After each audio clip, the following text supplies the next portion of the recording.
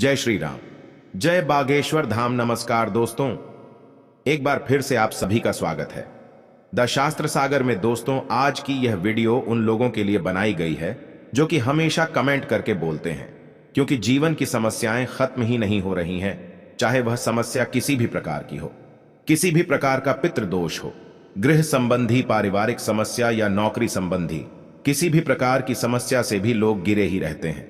आप सभी ने नमक के बहुत से उपाय सुने होंगे, लेकिन आज जो प्रयोग हम आपको बताएंगे वह बहुत ही ज्यादा खास और असरदार है, जो कि अपना असर तुरंत ही दिखाता है और आपको आर्थिक और सामाजिक लाभ मिलने लगता है।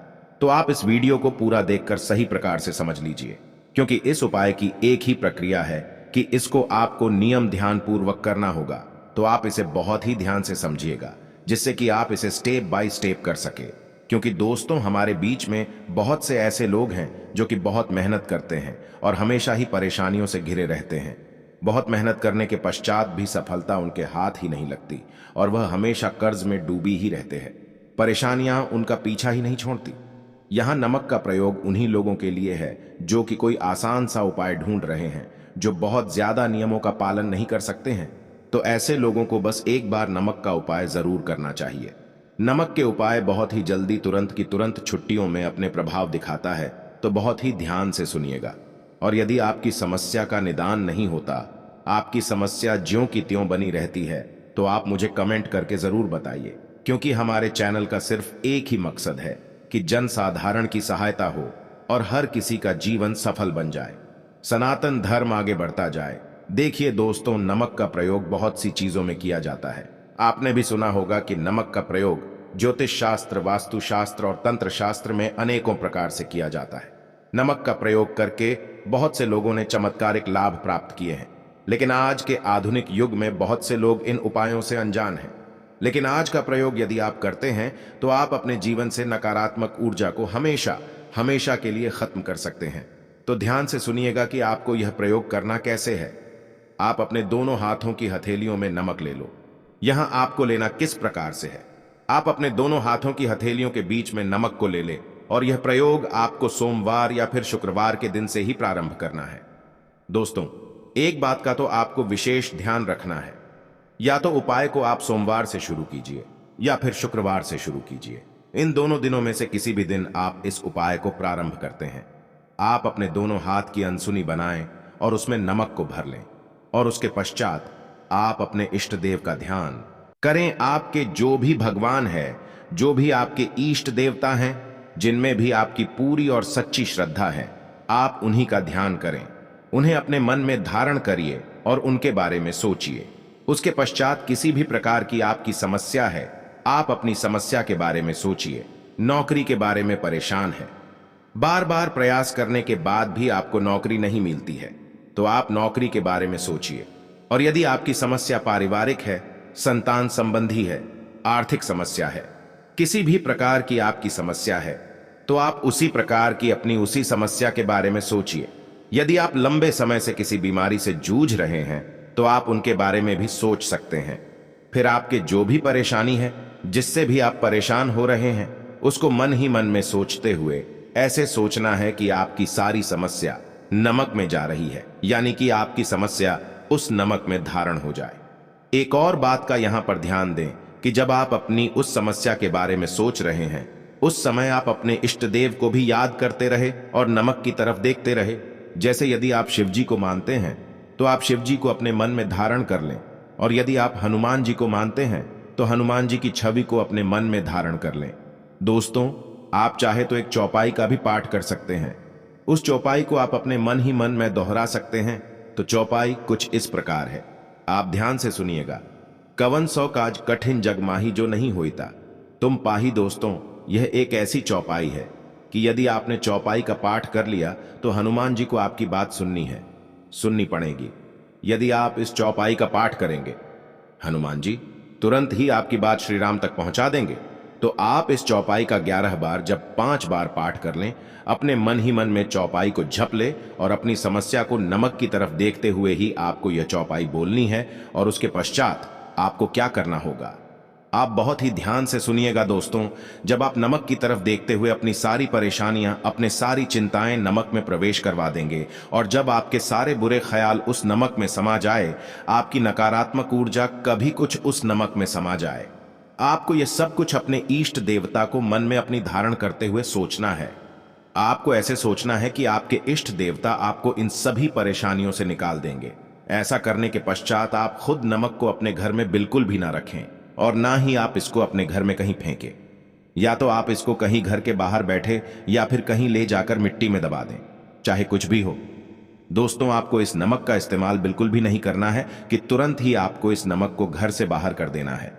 ऐसा करते के साथ ही आपको तुरंत ही आभास होने लगेगा कि आपकी जो परेशानियां थीं वह कम होने लगी है, और अब धीरे धीरे महसूस करेंगे कि आप जैसे जैसे यह उपाय करते जा रहे हैं, आप अपनी समस्याओं से मुक्त होते जा रहे हैं। अब आप इस बात का ध्यान रखें कि जिस दिन भी आपने यह उपाय किया है, चाहे आपने सोमवार में किया है या फिर शुक्रवार में किया है, यानी कि कुल आपको 3 दिनों तक इस उपाय को करना है। यानी कि आपको लगातार 3 दिनों तक इस उपाय को करना है। आपको इसी प्रकार से अपनी हथेलियों में नमक भर लेना है, और आप महसूस करेंगे कि जैसे जैसे आप उपाय करते जा रहे हैं, आपकी समस्याएं समाप्त होती जा रही है। बस इस बात का ध्यान रखें हैं कि आपको लगातार यह प्रयोग 3 दिन तक करना है। यदि आपने सोमवार में प्रयोग किया है तो आपको सोमवार, मंगलवार और बुधवार करना है, और या फिर यदि आप शुक्रवार से इस उपाय को आरंभ करते हैं तो आपको शुक्रवार, शनिवार और रविवार 3 दिन इस उपाय को कर लेना है। अब दूसरा उपाय, जिन भी लोगों को पितृदोष की समस्या है, यदि वह कुछ भी काम करने जाते हैं तो हर काम में पितृदोष अड़चन पैदा कर देता है, कुछ भी करने में सफलता प्राप्त नहीं होती है। ऐसे लोगों को क्या करना है, बहुत ही ध्यान से सुनिएगा। शनिवार के दिन 8 कील आपको ले लेनी है, और साथ ही आपको लेना है एक कागज में नमक आपको इतना लेना है कि जो अपने वहां 8 कीले ली है, 8 की 8 नमक में छुप जाएं। आपको क्या करना है कि आप पहले कागज पर 8 कीले रखें, उसके बाद उस पर नमक रखें, फिर उसकी एक पुड़िया बना लें, फिर उसको आप पीपल के वृक्ष के नीचे जाकर दबा दें, क्योंकि पीपल के वृक्ष में भगवान विष्णु का वास होता है, और वहां पर जाकर यदि आप यह उपाय करेंगे तो आपके 2 कष्ट तुरंत के तुरंत ही समाप्त हो जाएंगे। अब मैं आपको तीसरा और बहुत ही सटीक उपाय बता देता हूं। यदि आपके घर में कोई वास्तु दोष है, जैसे कि आपने देखा होगा कई बार लोग बना बनाया घर खरीद लेते हैं, इसलिए वे घर को अपने अनुसार नहीं बनवा पाते हैं।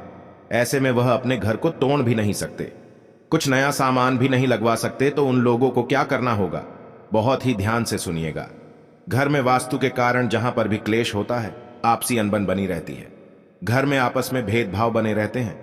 ऐसे में जहां पर वास्तु की समस्या है, चाहे वह रसोई घर हो या फिर बाथरूम हो, जहां पर भी आपको लगता है कि यहां पर वास्तु की समस्या है, वहां पर आपको एक नमक की पोटली बनाकर रख देनी है। जी हां दोस्तों, आपने बिल्कुल सही सुना। जहां पर भी आपको ऐसा लगता है कि यह जगह वास्तु के अनुसार सही नहीं है, वहां पर आप नमक की एक पोटली बनाकर रख दें, और फिर उसके बाद आप उसको 7-7 दिन के बाद बदलते रहे। जैसे कि यदि आप एक पोटली रख रहे हैं, फिर उसको आप 7 दिन के बाद चेंज कर दें। ऐसा आपको 21 बार करना है।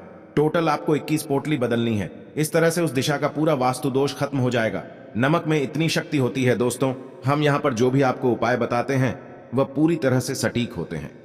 दोस्तों, बहुत ही गहन अध्ययन के बाद हम ये उपाय आप सभी के लिए लेकर आते हैं।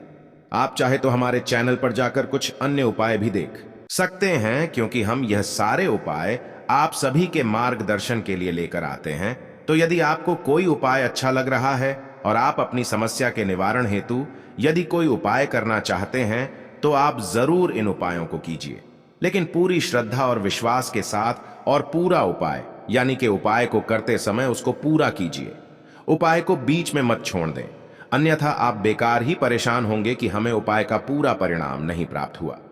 अगर दोस्तों, यदि आप पूरी श्रद्धा, विश्वास और नियम के साथ जितना उपाय को करते हैं, तो उसका जो है 100% रिजल्ट आपको मिलेगा। लेकिन सभी उपायों का एक ही नियम है कि सभी को पूरा नियम के अनुसार किया जाए। तो यदि आपको कोई उपाय समझ में नहीं आया तो आप वीडियो को दोबारा से देख सकते हैं, या मुझे कमेंट करके भी पूछ सकते हैं। इस वीडियो को जनसाधारण तक पहुंचाना आप सभी की जिम्मेदारी है कि हम सनातन धर्म को और भी आगे बढ़ा सकें, और जो हमारे यहाँ प्राचीन उपाय आधुनिक युग में कहीं छुप गए हैं, उनका सही प्रकार से प्रचार किया जा सके। यदि आपको यह वीडियो अच्छी लगी है तो वीडियो को एक लाइक कीजिए, और यदि आप चैनल पर नए हैं तो दा शास्त्र सागर चैनल को सब्सक्राइब करना ना भूलें। साथ ही साथ बेल आइकन को भी दबा लें ताकि जब भी हम कोई नई वीडियो अपलोड करेंगे उसकी नोटिफिकेशन सबसे पहले आप तक पहुंचे।